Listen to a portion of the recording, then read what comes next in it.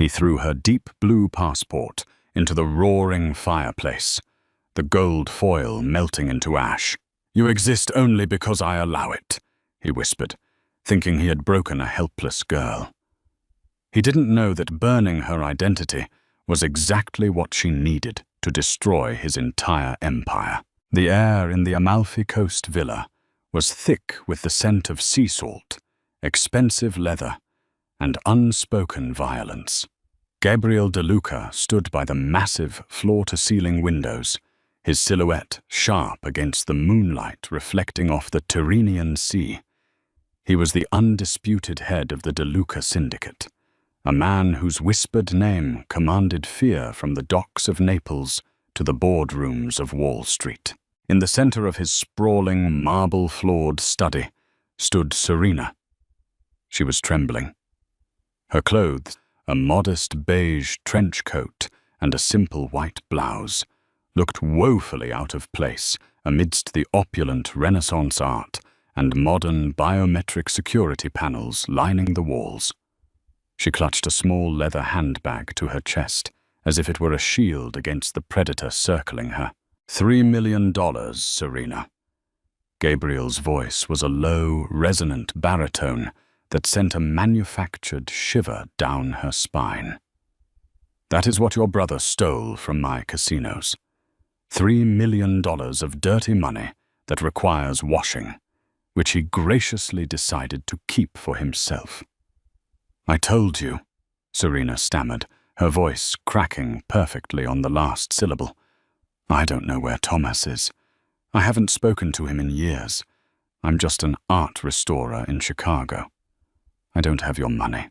Gabriel turned slowly, the heavy crystal tumbler of amber liquid in his hand, catching the firelight. He possessed a brutal, arresting beauty. High cheekbones, a sharp jawline, and eyes as cold and gray as a winter storm.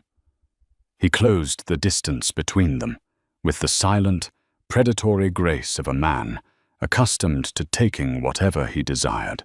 "I know you don't have my money," Gabriel said softly, reaching out to brush a stray lock of her honey-blonde hair behind her ear. She flinched, a reaction that brought a cruel, satisfied smile to his lips. "But Thomas values you, and until he returns what is mine, you are mine." He snapped his fingers. From the shadows, his hulking enforcer, Matteo, stepped forward, holding a small manila envelope. Gabriel took it and pulled out Serena's United States passport. "You see, Serena, the problem with the modern world is that it allows for the illusion of escape," Gabriel murmured. He walked over to the grand, roaring fireplace that dominated the eastern wall of the study. "No, please," Serena begged, taking a frantic step forward. "That's all I have. You can't just keep me here." "I can," Gabriel replied, his eyes locking onto hers as he tossed the little blue booklet directly into the flames. Serena let out a choked sob, falling to her knees on the Persian rug. She watched the fire consume her identity, the pages curling and blackening, the golden eagle turning to soot. Gabriel stood over her, feeling a rush of absolute dominance. He believed he was breaking a fragile bird, stripping away her wings so she would have no choice but to rely entirely on him. But as Serena stared into the flames, her tears masking her eyes, her internal monologue was chillingly silent. "Thank you, Gabriel," she thought. The woman crying on the floor was not Serena, a struggling art restorer from Chicago. She was Serena Harrington. Her father, Richard Harrington, was the founder and CEO of Aegis Global, a shadowy, multi-billion-dollar private intelligence and paramilitary organization. Aegis handled the geopolitical messes that the CIA and MI6 legally couldn't touch.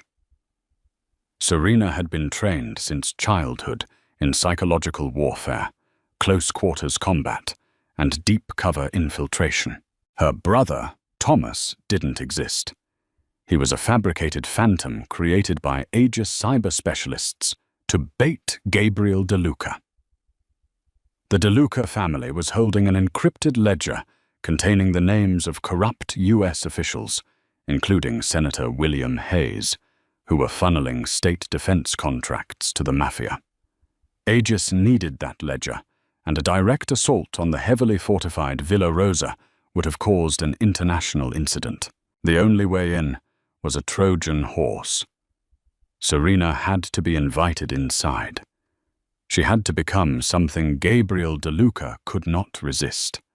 A vulnerable, beautiful target. By burning her fake passport, Gabriel hadn't trapped her. He had officially erased the only physical piece of evidence that could have been scrutinized by his paranoid security team. He had sealed his own fate. "Pick her up," Gabriel commanded Matteo. "Put her in the East Wing. Give her whatever she wants. Clothes, food, books. But if she steps foot outside the perimeter, shoot her in the leg." Matteo hauled Serena to her feet. She kept her head bowed, playing the role of the defeated captive to perfection, allowing herself to be led away into the labyrinth of the DeLuca fortress. The game had officially begun. Over the next 3 weeks, Serena turned the east wing of the villa into her own personal observation deck. Gabriel DeLuca's fortress was an architectural marvel, blending ancient stone with state-of-the-art security. Through her terrified, tearful persona, she carefully mapped the property. She noted the patrol schedules of the armed guards, the blind spots of the thermal cameras, and the exact make of the biometric lock on Gabriel's private subterranean office, a military-grade Faraday cage where the ledger was undoubtedly kept. Gabriel, meanwhile, found himself increasingly obsessed with his captive. I was used to women who threw themselves at him for his power and wealth, or victims who entirely broke under his cruelty. Serena was different. She was compliant, yet there was a quiet, stubborn defiance in her eyes that fascinated him. She refused to wear the expensive designer gowns he bought her, opting instead for simple, unassuming clothes. She didn't cower when he entered the room. She simply watched him, guarded and alert. One evening, a violent thunderstorm rolled off the coast, plunging the villa into a moody, flickering darkness. Gabriel found Serena in the massive library, curled up on a leather sofa, reading by the light of a single candelabra. "Do you plan to ignore me forever?" Gabriel asked, pouring himself a drink and sitting across from her. "I didn't realize my captor required my sparkling conversation," Serena replied smoothly, not looking up from her book. Gabriel chuckled, a dark, rich sound. "You have a sharp tongue for someone entirely at my mercy." "Mercy implies you have a conscience, Gabriel. We both know you don't." She finally looked at him, her eyes wide and seemingly filled with a mixture of fear and tragic longing. He crossed the room, sitting beside her. The physical proximity was suffocating, thick with an undeniable, electric tension. He reached out, tracing the line of her jaw. Serena's heart rate remained perfectly steady, a testament to years of biofeedback training. But she forced a slight tremble into her breath, parting her lips just enough to signal vulnerability. Gabriel leaned in, his lips brushing against her ear. "You think you hate me, Serena. But out there, in the real world, you were nothing. Here, under my protection, you are untouchable. I can give you the world." Before she could deliver her carefully calculated response, the heavy oak doors of the library blew open. The tranquility of the storm was shattered by the deafening crack of automatic gunfire. The heavy glass of the library windows shattered inward as 3 men dressed in tactical black breached the room. The Costa family, Gabriel's most bitter rivals, had made their move. Gabriel's reflexes were fast. He tackled Serena to the ground just as a spray of bullets shredded the leather sofa where they had been sitting seconds before. He drew a sleek Beretta 92 FS from his shoulder holster, returning fire from behind the heavy mahogany desk. He dropped the first attacker with a clean shot to the chest, but the other 2 advanced, laying down suppressive fire. Gabriel grunted in pain as a bullet grazed his shoulder, his gun spinning out of his hand and skittering across the polished wooden floor. One of the Costa assassins rounded the desk, raising his rifle to execute the defenseless Mafia boss. Serena had a split second to make a choice. If Gabriel died, her mission failed, and the ledger would fall into the hands of the Costas, who would undoubtedly sell it to the highest bidder. Dropping the terrified captive act for a fraction of a second, Serena lunged. She didn't just grab the man, she executed a flawless Krav Maga disarm. Her hands clamped onto the hot barrel of the rifle, redirecting it upward as she simultaneously delivered a devastating, bone-shattering kick to the assassin's knee. As the man buckled, she ripped the rifle from his grip and drove the heavy stock into his temple. He dropped like a stone. The third assassin hesitated, shocked by the sudden, violent counterattack from the seemingly fragile woman in a silk nightgown. That momentary hesitation was all Gabriel needed. He lunged forward, retrieving his Beretta and putting 2 bullets into the remaining attacker's head. Silence descended on the library, save for the howling wind outside and Gabriel's heavy breathing. Serena immediately dropped the rifle. She fell back against the bookcases, pulling her knees to her chest, and let out a piercing, hysterical scream. She began to hyperventilate, tears streaming down her face as she looked at the blood on her hands. Gabriel, bleeding from his shoulder, rushed over to her. He pulled her into a fierce, protective embrace, staining her nightgown with his blood. "Shh, shh, I've got you. You're safe," he whispered frantically, pressing her head to his chest. "You saved my life. How did you do that?" "I don't know," she sobbed against his shirt, her voice muffled and trembling. "I just panicked. My ex-boyfriend took self-defense classes. I just reacted. Please tell me he isn't dead." Gabriel stroked her hair, his eyes filled with a new, profound intensity.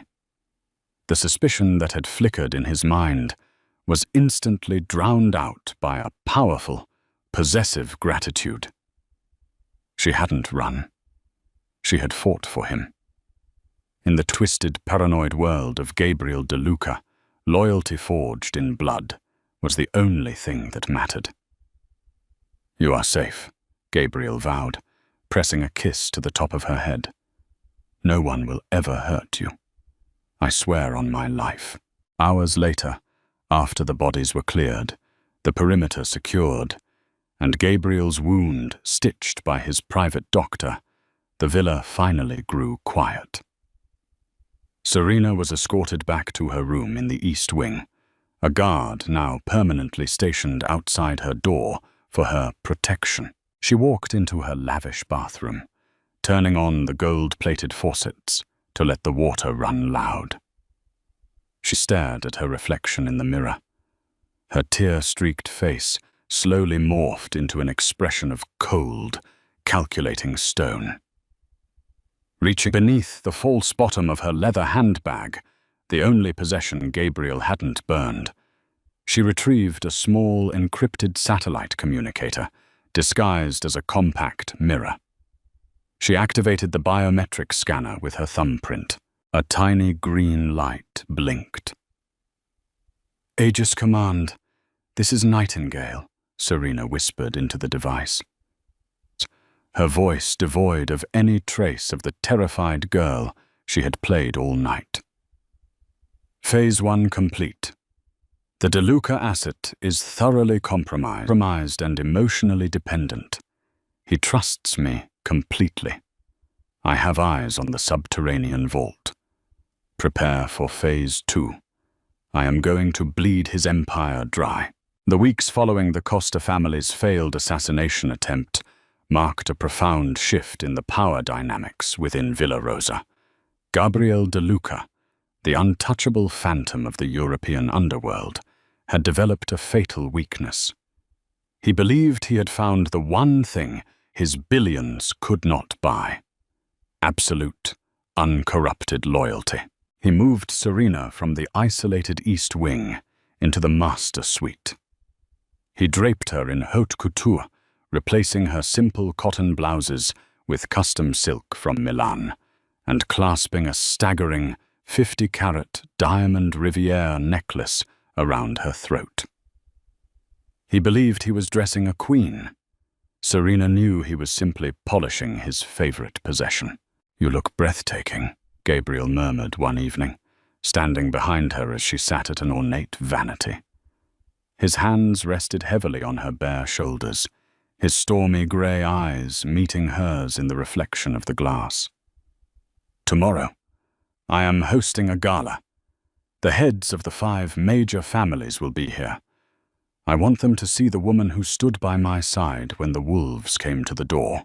Serena lowered her eyes, projecting a perfect cocktail of modesty and lingering trauma. Are you sure it's safe, Gabriel?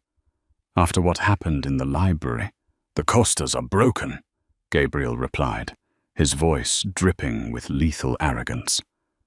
"And I have taken precautions. Matteo has doubled the perimeter guard, and I have secured the most vital assets of this syndicate where no one can ever touch them." He leaned closer, his breath hot against her neck. "I want to show you something, Serena.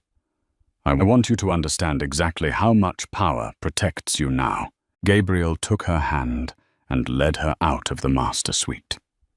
They bypassed the grand staircases and walked toward the heavily restricted north corridor.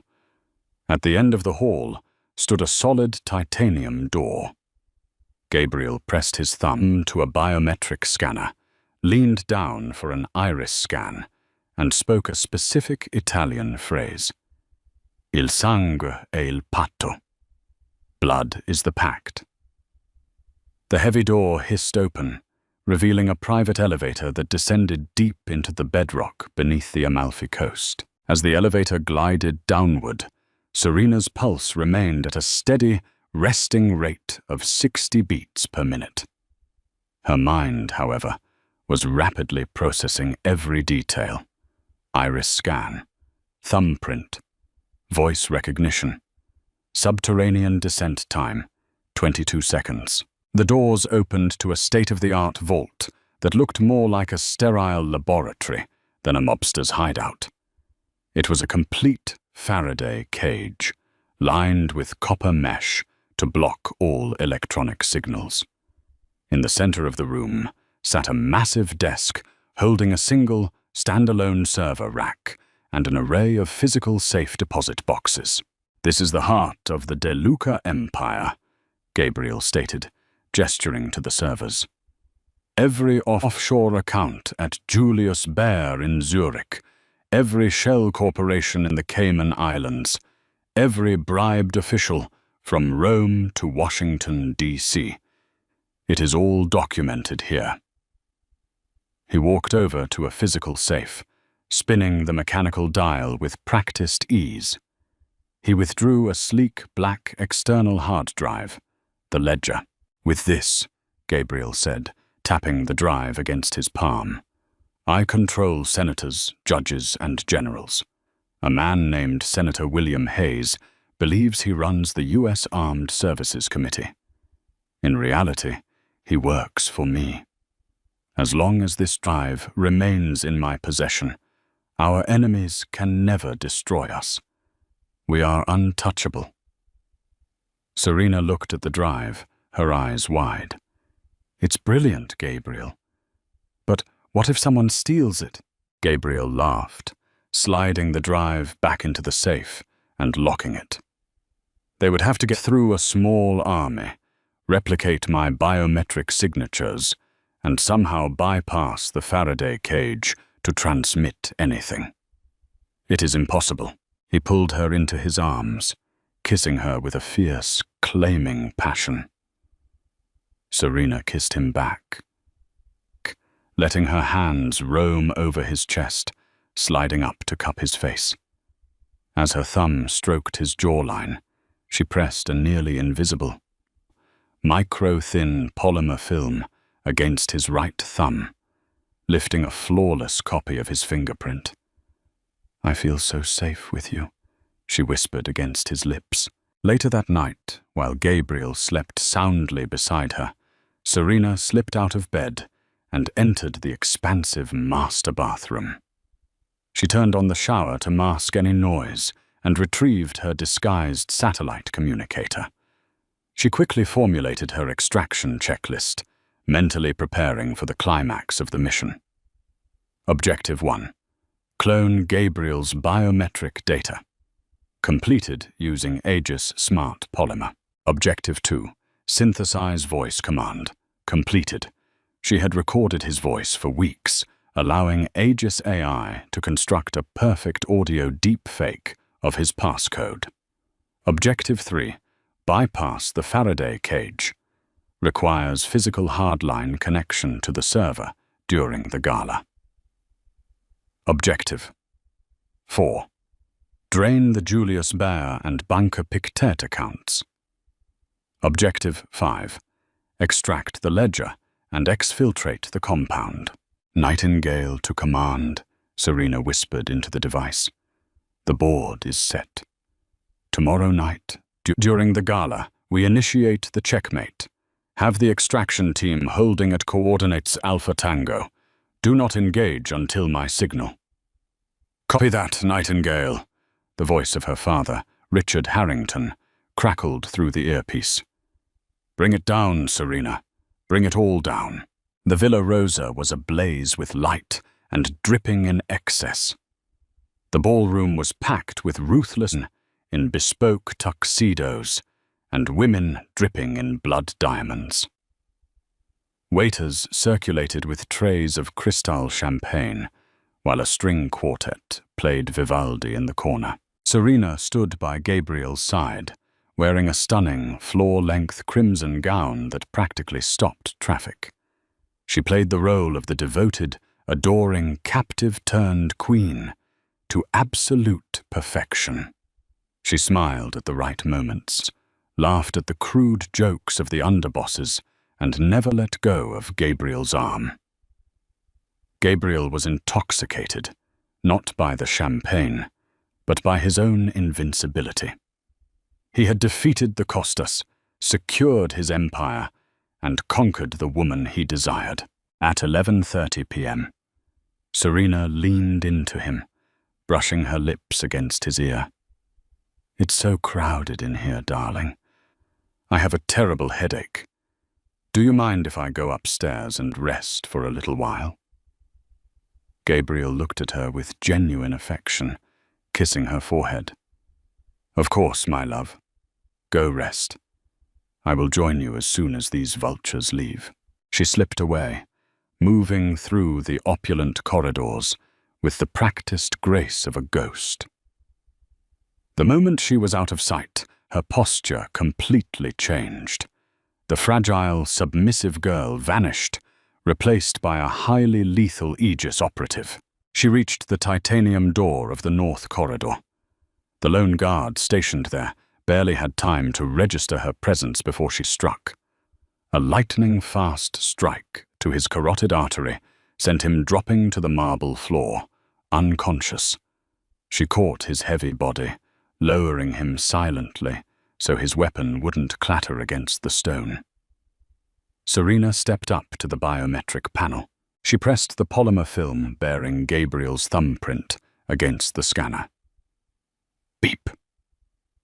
She held up her modified compact mirror, displaying a high-resolution, digitally mapped video of Gabriel's iris that Aegis Tech had spliced together from high-definition security footage. Beep. Finally, she pressed a button on her communicator, playing the AI-generated deepfake of Gabriel's voice. Il sangue e il patto. The heavy titanium door hissed open. Serena stepped into the elevator and rode it down into the subterranean vault. As soon as the doors opened, she moved with ruthless efficiency.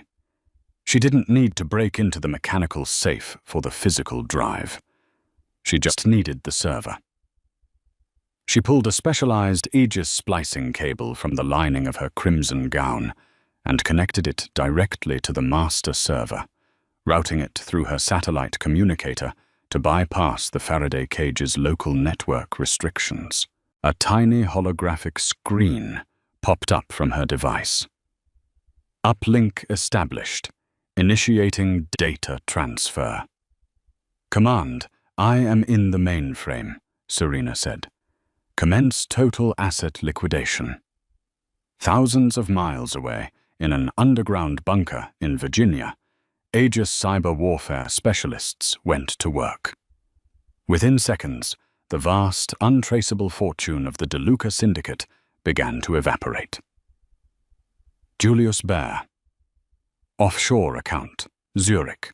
$450 million zeroed. Cayman National Bank, Grand Cayman. $820 million zeroed. Banque Pictet Shell Corporations, Geneva. $1.2 billion zeroed. As the money vanished, Serena copied the contents of the ledger, every corrupt politician, every dirty judge, every black market weapons deal, onto her encrypted micro drive.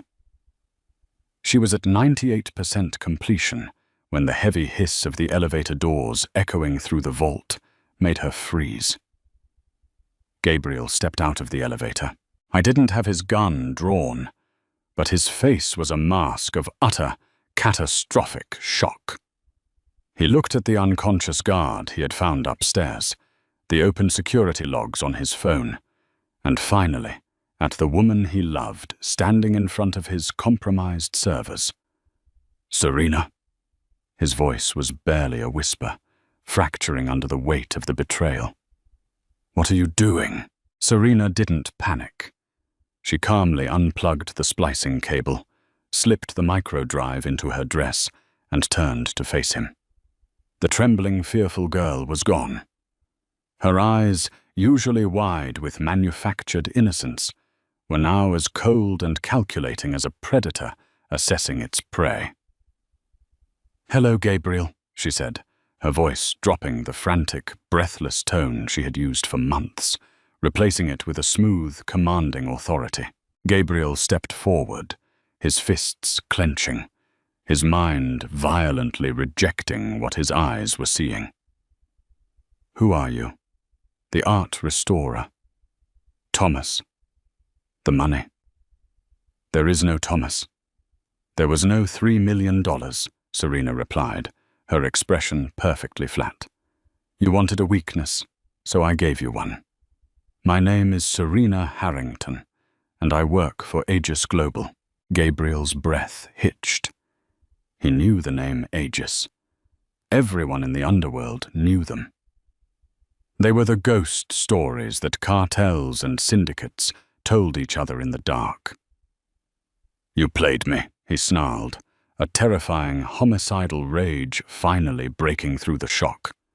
He reached for the Sig Sauer P-2026 at his hip, raising it to point directly at her chest. "I gave you everything. I protected you. I burned your passport to keep you safe." "You burned a piece of paper," Serena corrected calmly, not even flinching at the sight of the weapon. "You burned my passport, Gabriel. So I decided to burn your empire." "I will kill you," he roared, his finger tightening on the trigger. "No, you won't," Serena said, taking a slow, deliberate step toward him.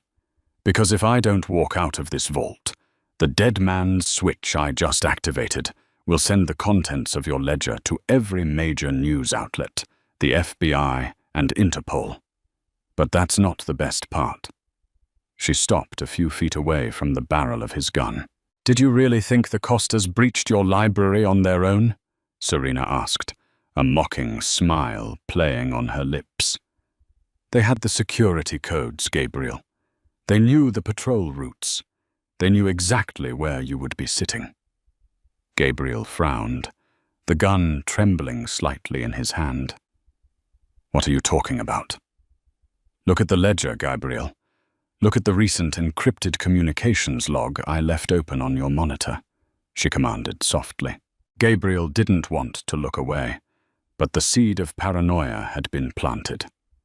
He chanced a glance at the glowing monitor of the server rack. There, plain as day, were encrypted messages sent from an internal IP address to the Costa family.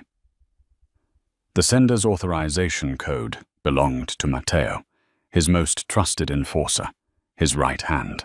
Matteo sold you out to the Costas, Serena explained smoothly. He wanted you dead so he could take over the syndicate. When that failed, I realized I didn't need to destroy your empire from the outside. You built a house of cards, Gabriel. I just opened the window. Gabriel stumbled back, the realization hitting him like a physical blow. His money was gone. His ledger was stolen. His right-hand man was a traitor. Everything he had built over 2 decades had been systematically dismantled in exactly 45 minutes. Why didn't you just kill me? Gabriel asked, his voice hollow, his gun lowering to his side as the sheer magnitude of his defeat crushed his spirit. Because death is too easy for a man like you, Serena replied, stepping past him toward the open elevator. You took pleasure in stripping people of their power, in making them helpless. Now you get to know exactly how that feels. You have no money, no leverage, and a syndicate full of traitors who will tear you apart by sunrise. She stepped into the elevator and turned to face him one last time. By the way, she added, her tone utterly ruthless, I hated the diamond necklace. The elevator doors hissed shut, leaving Gabriel De Luca alone in the silence of his impenetrable, empty vault. 10 minutes later, as chaos erupted in the ballroom upstairs. When the underbosses realized their accounts were frozen, Serena walked calmly out of the front gates of Villa Rosa. The night air was cool against her skin. A sleek black SUV pulled up onto the gravel driveway. Richard Harrington rolled down the back window, a proud smirk on his weathered face. Rough night at the gala, operative. Just another Tuesday, Director, Serena smiled, sliding into the back seat. Let's go home. Gabriel had thought he was the ultimate predator, capturing a helpless bird and putting her in a golden cage. He didn't realize until it was too late that he hadn't caught a bird at all. He had locked himself in a cage with a viper, and she had just swallowed the key. Wow, what an intense ending. If you loved this crazy tale of betrayal, revenge, and mafia drama, please hit that like button to support the channel. Don't forget to share this story with your friends who love a good plot twist, and subscribe for more thrilling original audio dramas every single week. Ring that notification bell so you never miss a drop. Who do you think was the smartest character? Let me know in the comments below. See you next time.